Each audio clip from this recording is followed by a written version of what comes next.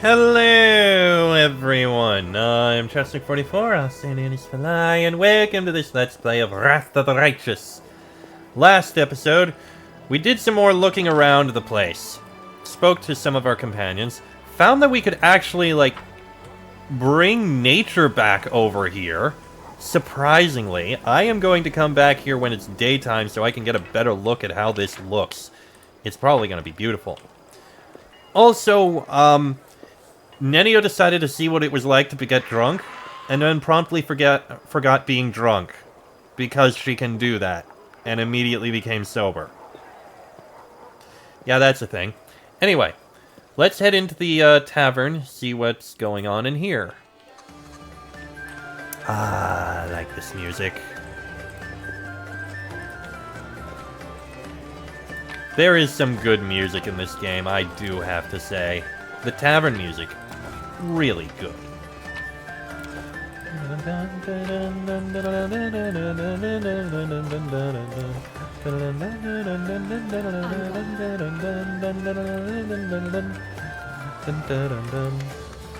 The boy sitting on the counter looks about 18. He salutes you with dignity, though his eyes scarcely rise from the tavern's ledger.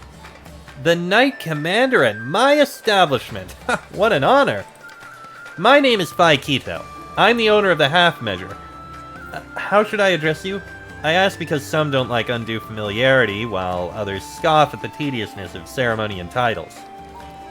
You can call me by my name. Deal. I know your name, of course. Who in Drezen doesn't? So, what can I do for you? Wine, a meal, a heart-to-heart talk? How is it that such a young lad owns a tavern?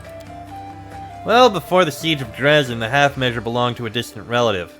I won't bore you with the details of how his family died, just 3 words. Demon, worshippers, and sacrifice should be enough. Now that the city has been liberated, the authorities in Iomede's church will be returning what remains to the lawful heirs of the deceased. They take these things seriously in Mendev. We started talking about the inn, and I remembered. I wanted to thank you for personally defeating the demon in this very tavern when the city was liberated.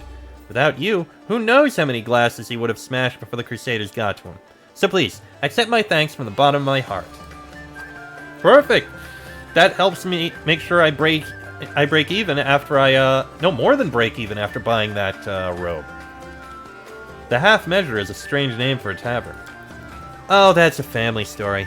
It's not for the faint-hearted, but you're not one of those, are you? One day, before the wardstones were erected, a peasant family got lost on the way to the fair and ended up near the borders of the world wound. They stumbled upon a bored demon who killed the father right away. He then asked the mother if she'd prefer him to take all her children or only half of them. The sobbing woman looked at her 3 darlings and said half. The demon promptly cut the arms and legs off all the 3 children, said, "I guess that's even," and disappeared. People across Drezen heard this story after the family found shelter at the local temple of Iomede. For many years, they saved up for a regeneration spell so the children could be made whole again. They eventually scraped together enough for just 1 scroll, and decided to give the youngest child a second chance at life. He soon became the tavern's first owner, and called it the Half Measure in memory of his family and the terrible incident with the demon. He had a good life for a time, got himself married, and always planned to help his brother and sister, though he never got a proper chance. When the demons had Drezen surrounded, the poor cripples tried to run for their lives, but they died on the spot. The brother and his wife died a little later at the hands of deserters. There were rumors that the same demon that butchered the family came to Drezen and made a den of the Half Measure. If that's true, I guess he got what he deserved when he freed the city. That's the story. Why do you like sitting on the counter? 2 reasons. Drezen isn't the biggest city, but it still has a few taverns and pubs. To compete with the others, I need people to remember my establishment, and myself. That's the first reason. A tavern keeper who sits on the counter definitely sticks out from the others who prefer to stand behind their bars all dignified. Believe me, you're not the first one to ask. Sooner or later, every customer does. The second reason is the place's atmosphere. People should feel relaxed here. Life near the world wound is hard enough. Folks don't go to taverns looking to cause each other more trouble. So I allow certain liberties, myself included. I'm even thinking of hosting an invigorating brawl here on the 5th of every month. I'll let my favorite customers break glasses and swing on the chandelier. What's the feeling in the city? I can only tell you about my customers. They're mostly working folks, the ones who are rebuilding what's been destroyed, along with the soldiers and some merchants. Overall, spirits are high, as high as they can be in Mendev, nation of rattling sabers and fluttering banners. Everyone loves it when the demons get their horns, tails, and other parts handed to them. They've already forgotten that we nearly lost Canabras. War is like that. People live for one day, and that day is tomorrow, not yesterday. You've been a source of joy and inspiration for everyone as well. A simple lass, leading the fight against the demons and defeating them. And running rings around all the arrogant Queen's knights. People like stories like that. That's me, alright, just a simple girl. You must have people with fur and tails commanding armies here all the time, I take it. I don't remember that, but who'd be surprised by the sight of fur and a tail these days? You look pretty cute, Commander, and you're not arrogant or standoffish, so everyone thinks of you as one of us. Makes no difference that you're a fox. So, let's raise a toast to fur and tails, and may we stand united in the struggles to come. Hear, hear. So what do your customers say about my new powers? Oh, they talk about you so much that you could fill a hefty tome with theories about your birth alone. You may be the new herald of Desna, or perhaps her daughter. You were born from a beautiful flower, or you fell to Galarian with the falling stars of Numeria. The earth blossoms under your feet, and water turns to ale. Incidentally, if this last one is true, please don't perform that miracle too often, or you'll drive down my prices. Forgive me, but your little dragon has caused a stir among the townsfolk. She pokes her nose in everywhere. I recently found her in a pickle barrel, and she scolded me for keeping yucky things in the basement instead of goodies. But I don't mind. Small and relatively harmless dragons do attract customers, and they cause a not excessive amount of damage. Okay. Very nice. Let me see what you have on offer. Plus 10 competence bonus on perception checks. Confirms a crit with a bow. Target becomes disoriented for 1d4 rounds. A -4 circumstance penalty to initiative, attack rolls, athletics, and perception. Interesting. Mulled wine. Let's get those. Mix of spices. And all of these ingredients.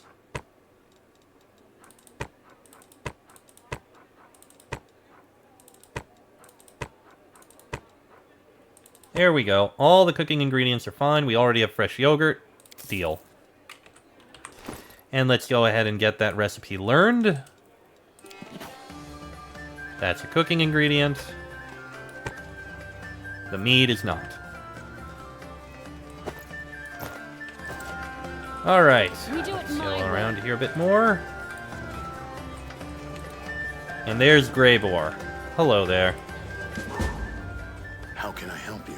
Before you stands a dwarf. He has stern, rugged features and looks to be well armed.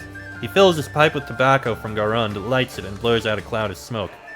Finally, he addresses you in a deep, dignified voice. We already met in Canabras, didn't we? Yes, I had a contract to assassinate a rather overconfident demon named Kylus there. I guess that counts as participation in the siege of Canabras. Not that my employer had any interest in the actual outcome of the battle. Come to think of it, the information my client provided me with was almost suspiciously accurate. They seemed to be aware both of the impending attack on Canabras and of the fact that Kylus was going to be there. Curious indeed. Who are you? Don't you remember our last meeting? Yes. The name is Greybor. I'm an assassin for hire.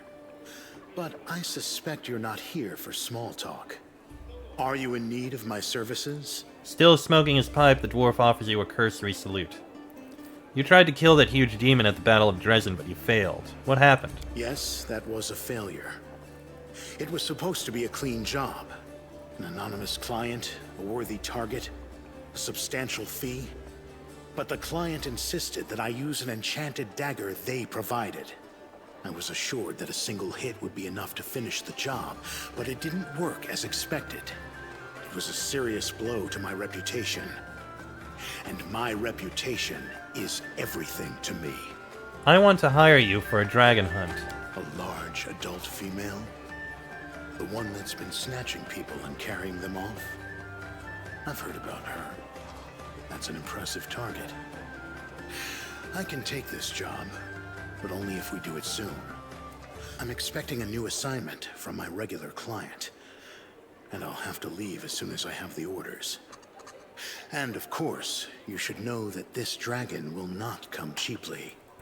2,500 gold, paid in advance. Very affordable. I'll pay. Excellent. Let's get down to business.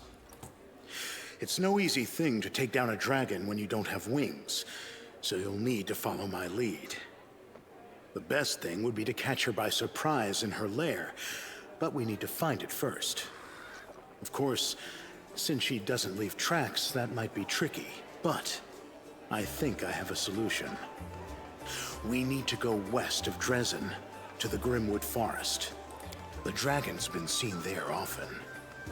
According to the scouts, this is likely because there's still some wild game left in those parts. We'll set up an ambush there. I hope I can rely on your honesty. I understand that on our way to the dragon, there may be other fights or places we need to visit for various reasons. That's to be expected.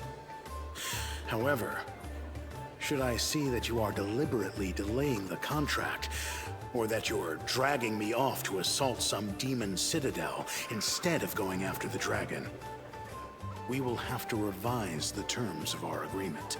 I will keep that in mind. And we get to level you up, so let's do so. Level 10 Slayer.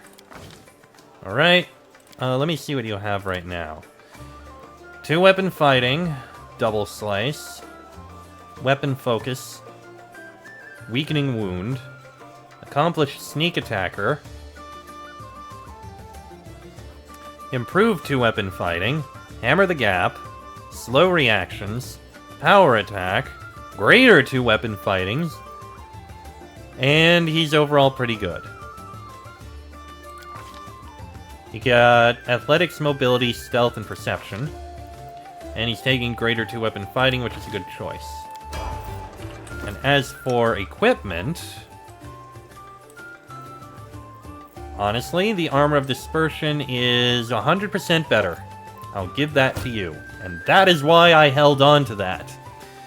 The other things we don't really have for him. He's got Amulet of Natural Armor, Belt of Giant Strength, which is good, Ring of Protection, and he's got +3 Dwarven War Axe, and... okay, Crushing Cold should go in the main hand. Confirms a crit to cast Cone of Cold. Right. Greyborn nods to you politely. As always, wisps of sweet smoke rise from his pipe. Can I help you, Commander? Have you ever hunted dragons before? A couple of times. They were younger and smaller than this one, but I do have some experience. The important thing is to force the dragon to fight on our terms. Our best option would be to catch her by surprise in her own lair, but we need to track her down first. Here's my plan. We'll wait for her to go out hunting, and then we'll track her down. This dragon has often been spotted in the skies above Grimwood. The territory has multiple sources of fresh water, and even some wild game, although it's scarce. We'll go there and set up an ambush for the dragon. We'll try to wound her, and then using the trail of blood, I'll track the dragon down to her lair, where we'll finish her off. But it's important that we act quickly. We'll need to get this done before my regular client gives me a new assignment. I'll have to leave as soon as that happens. I want to know more about you. I'm afraid we don't know each other well enough for me to answer such questions. Tell me about your craft. Professionals don't reveal their secrets. Alright. Well then, Greyboar, I guess we'll talk sometime later. We'll try and make taking care of the dragon a priority. Although there are 1 or 2 other things I'm going to want to do first, I think. Okay, so that's everything there. Let's make our way southwards, and it looks like we have a couple other companions over here to speak with. As well as the prison. Hello, Social. Did you think about what the Hell Knight told you? Yes. Social shakes his head. Another dead end. I still know nothing. How could Trevor have parted with his shield? I can't imagine. You don't know what... I'm sorry, You don't know what your brother has endured in this war. Perhaps the person you once knew is gone. I don't want to believe that. I can't. Not Trevor! With a sudden shiver, Sociel looks down and whispers faintly, Brother, will I recognize you when I find you? You know, it's not only the Hell Knights who told me the truth. Knight Tirabade refused to tell me anything about my brother's fate while I was serving in Canabras, but after these events, she finally broke her silence. And the things she told me. That he was a good fighter, but a terrible knight and an utterly worthless paladin. He became more and more cruel as time went on. He started caring more about destroying the enemy than protecting the innocent. He gushed over Prelate Hulrune and his witch hunts. Eventually, the goddess's patience wore thin. When he beat up some poor fellow for blasphemy, Shellen took away Trevor's powers. That was a huge blow for him. He left the city, asking only that his disgrace be kept secret from his family. That was why Erebeth didn't say anything earlier. Brother. My brother. But how? He's always been kind, merciful. Where could this cruelty have come from? What do you think of your brother's fate now? I can't wrap my head around what I've learned. It's as if we're talking about a different person altogether. How could he? Why did he give his shield to that she-devil in black armor? Oh, Shellen, let this all be a mistake. And there's Ember. Nothing to say. I'm off. Companions don't always have that much to say, admittedly. Alright, let's see if there's anything going on in the prison. Oh, loot that. The answer is nothing. There's nobody here in the prison. I do what I must. Alright, fair enough.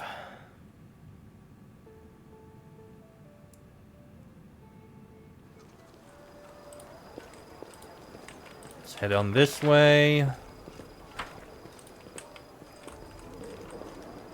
Oh! It's them again. Get your head out of the clouds. Rehearsal isn't over yet.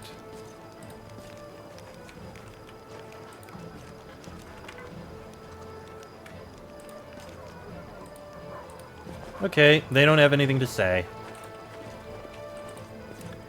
At least, nothing important. Alright, let's take a look down at the southern end over here.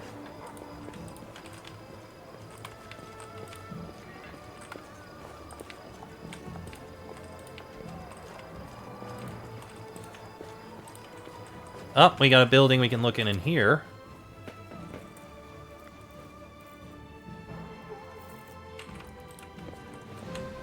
Nothing of value in there. Got a basement we can look in.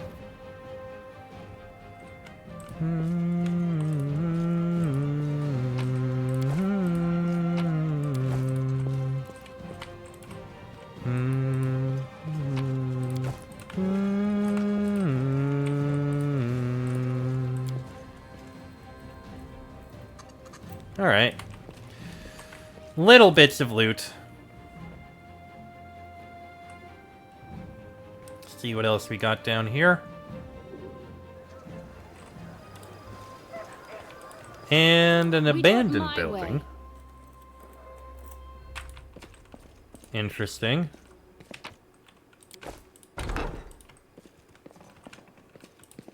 Abandoned, and yet there is still loot in here.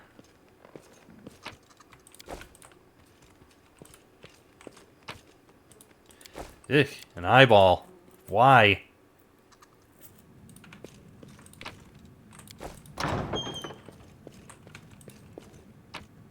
Okay, something there. I think these are all basically, like, not ingredients, but reagents. Follow if you dare. Okay, nothing else of note in this abandoned building. Head outside.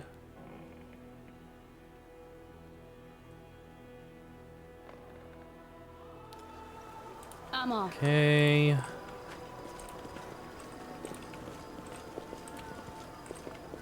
There's the gate that leaves the area, which we're not going to do. We have plenty of other things to do.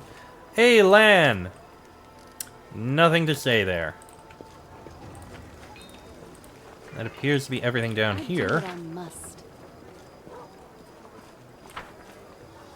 I think all that leaves is the southwestern area.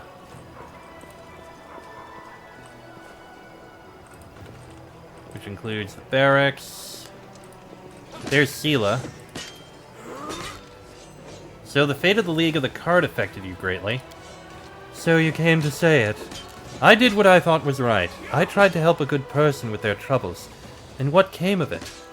I'm sorry, but I won't find peace until I track down Curl and Janna. What were they thinking? Is there any way to get through to them? Or should I just admit I was terribly wrong? There's another thing that's worrying me. The way people react to your power, and mine. They think that if we've been chosen by Iomade, they need to pray at our feet. I'm not comfortable with the younger warriors hanging on my every word. Sela smiles sourly. I feel alone. Nobody else is going to sit with me and celebrate saving a beer cart. And I'd like to regain, if not the friendship, at least the trust of the other knights. Especially those I respect and consider my friends, like Elan. I can understand that. Alright. Well, let's see if there's anything of note inside the barracks.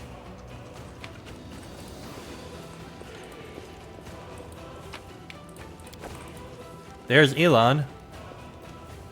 He has nothing to say.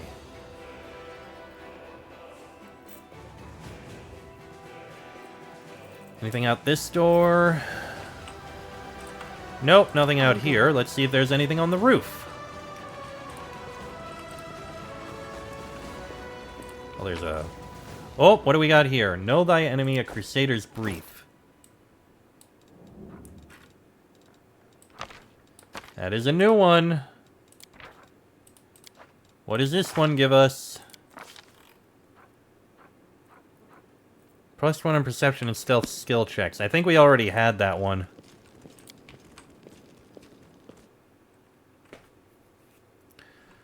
And is there anything on the roof? Survey says no, there is not. We do it All right, my way. back out of the barracks.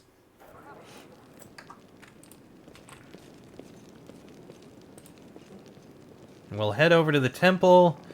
I'll let this episode go a bit long because we do have one more person to talk to. And also look inside the temple. Well,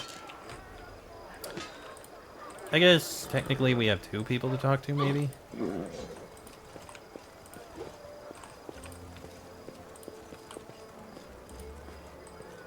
Arson Row. A woman in gold-embroidered cleric's robes greets you with a polite bow. Her eyes, the color of molten gold, gleam brightly in her dusky face. Greetings, Commander. My name is Arsenro. I am a messenger from the Temple of Abadar in Absalom, and I came here assuming the defenders of the fortress could use the services of a cleric. Perhaps you've heard about the wound that's... You know what?